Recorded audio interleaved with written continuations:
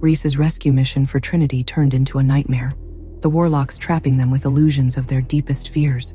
They escaped, but Trinity remains lost. How did the warlocks know their fears? What did the Guardian's warning, "Beware the mirrored path," mean? They now head to an ancient warlock enclave, hoping for answers. What new traps await them there? Will they find Trinity, or be consumed by their own anxieties? The journey to the eastern cliffs was grueling. They were walking straight into another warlock-infested territory, and this time, Reece was ready, his senses heightened, his resolve steel-clad. Elias was the first to sense the subtle shift in the magical weave. He raised a hand, signaling them to stop, his eyes scanning the treacherous terrain. "We're here," he announced, his voice low and grave. Juniper rolled her shoulders, loosening the tension in her muscles. "So what are we looking for?" she asked, her voice sharp and focused.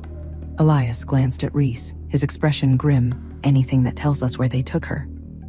Reece exhaled sharply, the breath catching in his throat. "Then let's get to work," he said, his voice laced with determination. He couldn't afford to hesitate. Trinity's life depended on them. They split into pairs. Vincent and Noah, the pragmatists, tasked with scanning the outer perimeter, searching for any sign of recent activity. Juniper, Elias, and Reece moved into the heart of the ruins, where the echoes of the past were strongest. Inside, the air was thick with memories, the weight of centuries pressing down on them. The walls bore old runes, flickering with residual magic, like embers in a dying fire. Elias ran his fingers along the cold stone, whispering an incantation, his voice a low, rhythmic chant. A shimmer of energy pulsed beneath his touch, revealing faint echoes of the past, fragmented images of rituals and dark ceremonies. A voice drifted through the chamber, a whisper, distorted and eerie, like a phantom caught in a breeze. "She was never meant to be found," it hissed, the words echoing through the desolate space. Reece's breath hitched, his heart pounding in his chest. "That's warlock magic, a memory trap," he said, his voice tight. Elias nodded grimly, his eyes dark. "And it means we're close." They wanted to leave a warning.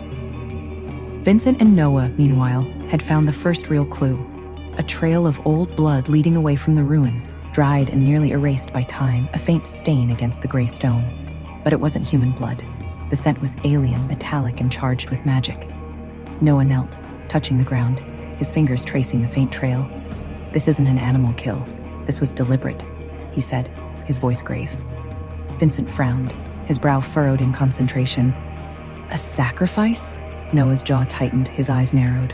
"Or a marking, a way to track someone through magic, a beacon." Vincent's stomach twisted, a cold dread settling within him. "You mean they're tracking her?" Noah exhaled sharply, his expression grim. "Or she's the one being used to track something else, something far worse." Elias froze suddenly, his body rigid as his mind touched the remnants of the magic embedded in the ruins, delving deeper into the psychic imprints.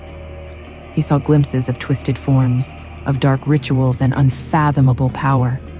Then his eyes snapped open, horror flashing across his face, his skin pale. "We need to leave, now," he said, his voice urgent. Reece grabbed his arm, his grip firm. "What did you see?" Elias shook his head, his eyes wide with fear. "Not here. We have to move before they realize we've been watching, before they close the trap." Juniper's expression hardened, her daggers gleaming in the dim light. "Who?" Elias swallowed hard, his throat dry. "The ones who took Trinity aren't just warlocks. There's something worse, something cursed." The moment the words left his mouth, the ground trembled beneath them, the ancient stones groaning in protest. The air crackled with malevolent energy, and the warlocks, or whatever they were, found them first.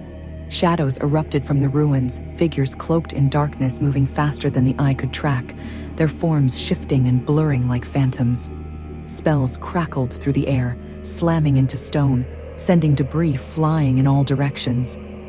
Reece shifted mid-motion, his claws slashing through the nearest attacker, a dark shape that seemed to flicker in and out of existence. But something was wrong. Their magic didn't just attack. It latched on, draining, pulling, leeching away his strength. Vincent shouted as one of them grabbed his arm, its grip like iron. His body jerked violently, his energy draining away before Reece tore the warlock off him, the creature hissing in frustration. "They're siphoning us," Elias yelled, his voice strained. Don't let them touch you. Juniper cursed, driving her daggers into one's chest, the blades sinking deep. But instead of falling, the warlock only grinned, its eyes glowing with malevolent light, its body absorbing the attack like it had never happened, the wounds closing instantly. Reece's mind raced, adrenaline coursing through his veins. They weren't just fighting warlocks. They were fighting something that couldn't die, something that fed on their magic, their very essence. Who were these dark creatures? Why did they want Trinity? And would anyone get out alive? Hey, I am Trinity. Want to know what happens next? Then click the link in the description below and download the Pocket FM app and listen to the exciting episodes of Chosen by Fate, Rejected by the Alpha.